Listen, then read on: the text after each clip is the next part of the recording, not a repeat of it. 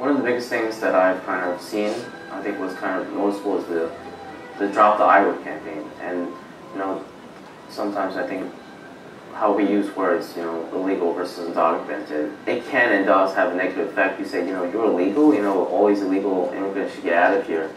And why are they here? And I think just be careful and noticing how they use these words and in the context they do it as well. There's different support systems. One of it is my family who's been there supporting me throughout the decisions that I've made.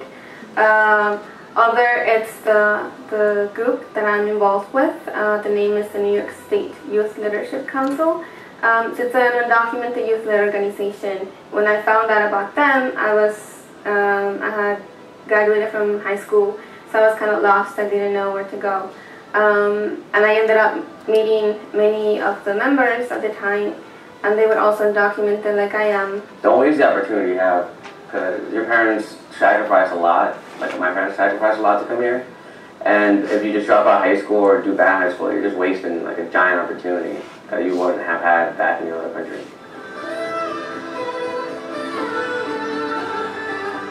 You know, there's so many of us that want to contribute and give back to society. And we technically can't right now, but we're trying and we're pushing for it.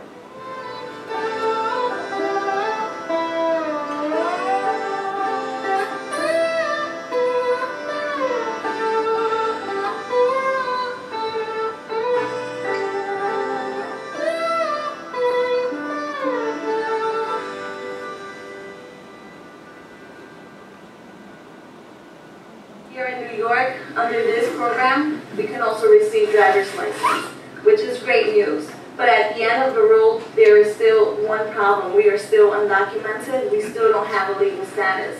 And so the ultimate solution for this dilemma would be the DREAM Act.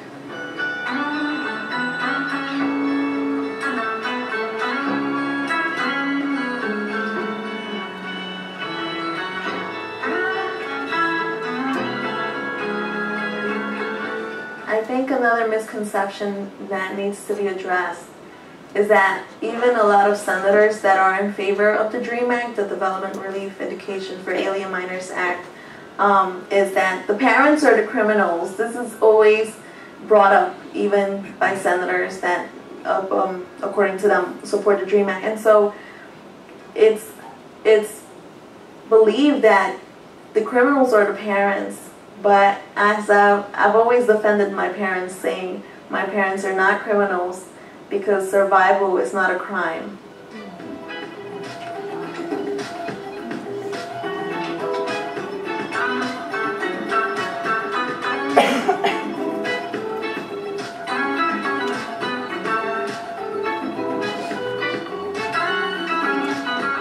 I used to work in Brooklyn, and I lived in the Bronx, and I went to school in Manhattan. One occasion, I was at work, and we closed like at 2 o'clock in the morning, and then we still had to clean, so I got out like at 3. And so I'm sitting there waiting for the train to come and take me home, and I was thinking about the homework that I still had to complete. And I thought to myself, I'm still waiting for something to come, and it's not just a train. I'm waiting for some type of change to take place.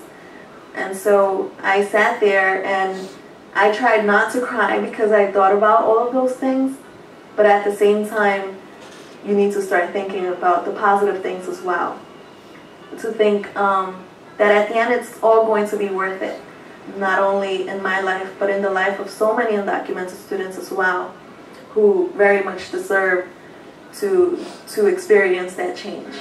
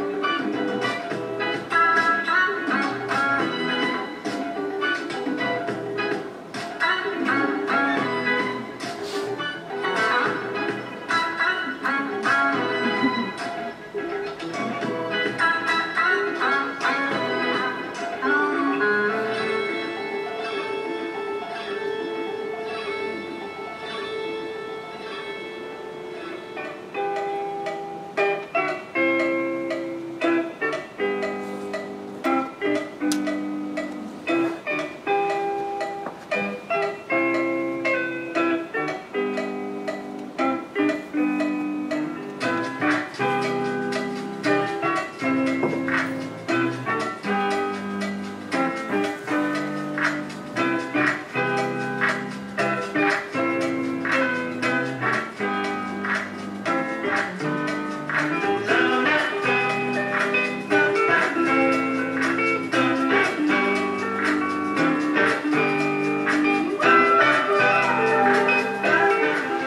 something? What did you learn? About college. What are you going to do when you go to college? What are you going to study? I'm going to study math, writing, homework. And do you see that because you were born here, you have a lot of privileges that your sister doesn't have? Yeah. So that kind of means you have to take every advantage and be maybe the president of the college, and maybe you could live in that building. That building? Perhaps. Would you like to? That's college. Okay. Anything else you want to say to the people of this country? I love you. I think they're gonna love you too.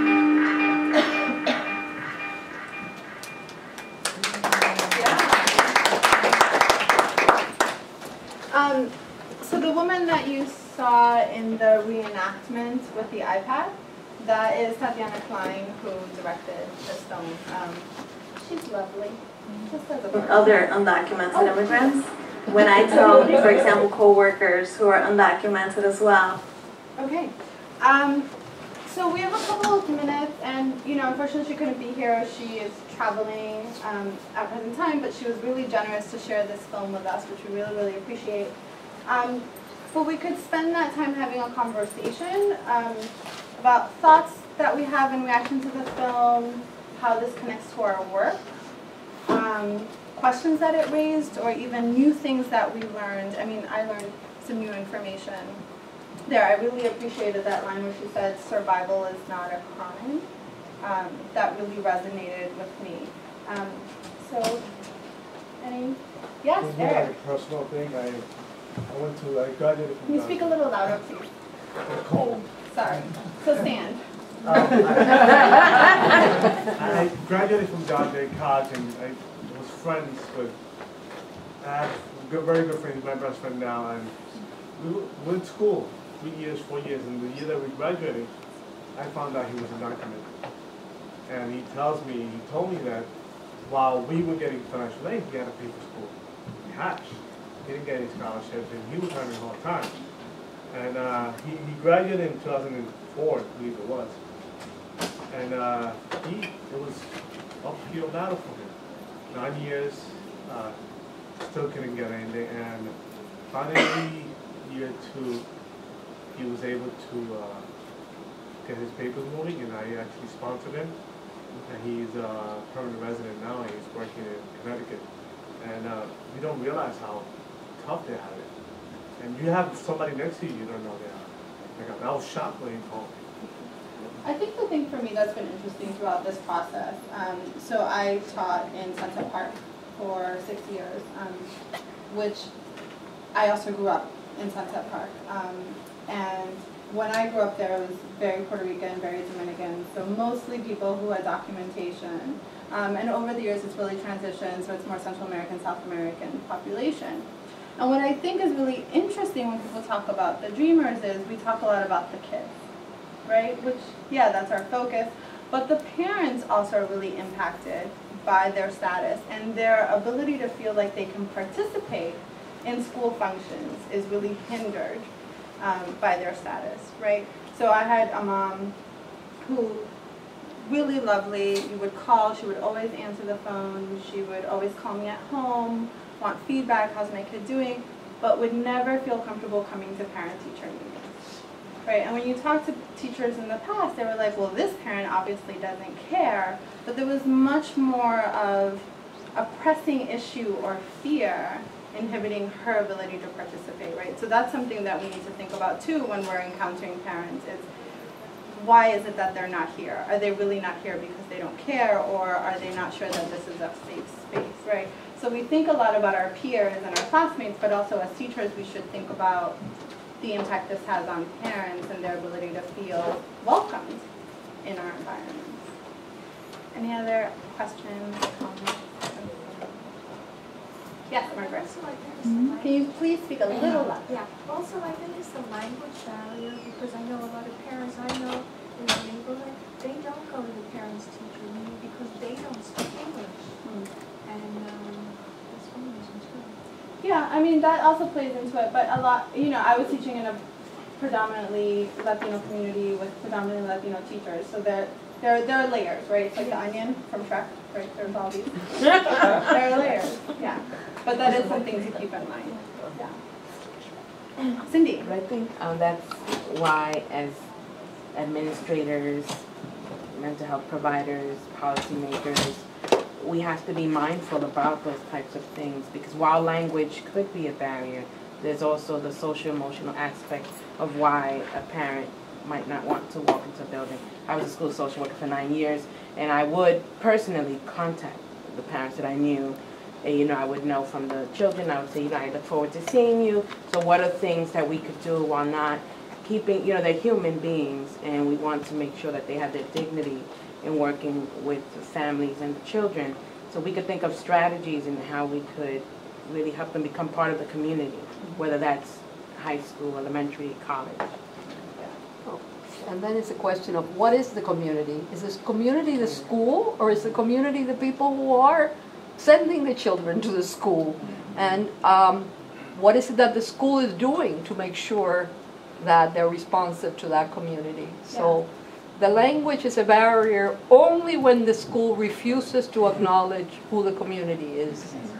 I think another thing that was mentioned, which resonated with me, was at the beginning, the student said, you know, just because I'm undocumented, limits shouldn't be put, something along those lines of like, limits shouldn't be put on my future. And I think kind of just looking at ourselves as teachers, as instructors, of like what biases are there that we may not be totally aware of, and how they kind of play a part in our day-to-day teaching is also really important. So reflecting on the communities that we work with, but also our role within those communities is really important. Jose Alfredo. Yeah, I mean, something that really resonated with me, what I heard, that the dreamer talking about his experience, not knowing what a Green Card was and not knowing what that meant. And I mean, this really resonated with me thinking about when I was growing up and my mom would take my sister and I, she would take us to go to the courthouse and like line up, and it was something, I mean, I was really young, I was like 3 years old. But I wouldn't know what it would be, and like constantly we would have to keep on going to this courthouse and stand on line, and it was like, what is this? And then years down the road, I realized, and my mom told me once I applied to college, that was us getting our documentation, our papers and whatnot. And then it really resonated with me when I thought about just the opportunities that I was able to receive being, like, having documentation versus not having. And I have friends who had to pay triple the amount that I had to pay for school just because they didn't have this piece of paper. And it really makes me think about just like this idea of like what, not only what the students go through, but also what the parents go through, and sort of the sacrifices that parents really have to make in order to have those opportunities for their children. In such a way that I can't even, and now, I mean, she makes fun of me now. She sort of says like, oh, if it wasn't for me, you wouldn't be, oh, you think you're a big shot now, and it wasn't for me, you know, and she makes fun of me, but the reality is like that for her was like super important. Even before her having her documentation, it was really important for her children to have, you know, papers in order to be able to go to school and do all these things that she wasn't able to do. So that really resonated with me when I was watching. I wasn't expecting that, but that came to me when I saw it. Yeah. I remember it's interesting because the thing I was struck by the most was at the beginning of this. She referred to herself as her immigration status as her status. Like that to me was the most. I was in Yakima, Washington. Don't ask why. I did it for the money. Don't judge me. But I was in Yakima, Washington, in a room that looked, oddly enough, very similar, but very diverse. And there was this gentleman at the front of the room asking people what was their status, offered no context for it, or anything like that. And what I found fascinating is how people responded. Because some people actually in this room gave their HIV status. Yeah. Some people, you know, a lot of people of color talked about their racial status. And there was no context to this, and this guy kept questioning. And when he got to me, you know, I told him my status was annoyed, and his status was about to be injured. Because I'm about to slap shit out of him. But you know, it's interesting how that, you know, this sort of assumption of subjugation or pathology or, you know what I mean? And I like how the film actually started with that. Like that was the lens. You know, she said, you know, my status is, there's a whole host of other identifiers, but that was the status. Like the prevalence of that Yeah, that qualifier in your personal identity. Yeah, that's not only what you were, that's who you are. That's you know. Right.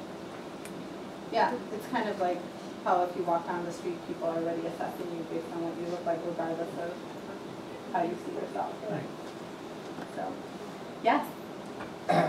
Gentleman from Brooklyn College. Gentleman from Brooklyn College, that's my name. That's your status. I'll get it documented. I was just wondering if you might want to answer, or anybody else in the room wants to answer. Are there any problems that may occur with removing the restrictions on documentation?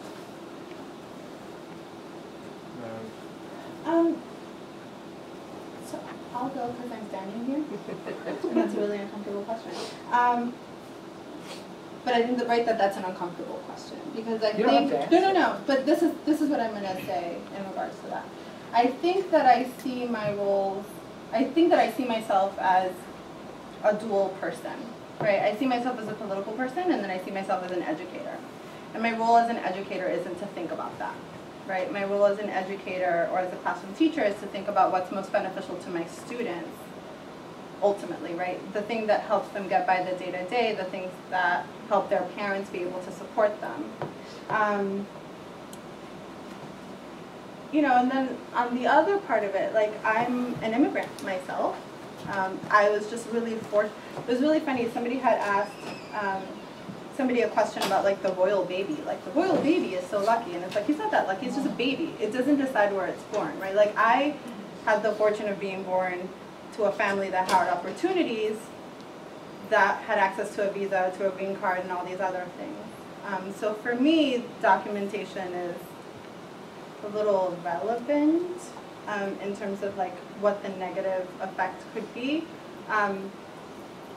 You know, I do understand the idea of like population and like the harm it'll do on like the welfare and like other public services that we have here, but it'll also bring in more taxpayers, right, and more people to support those systems.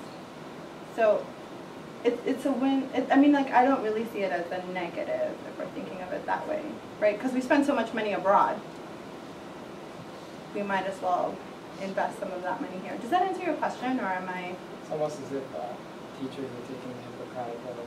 Do no harm. I think, but I think in some way we do, right? In some way we have to, because our responsibility is to educate our kids, and that doesn't just mean educate them in terms of literacies or math competency. It means to educate them on their rights and their opportunities, right? That's my responsibility.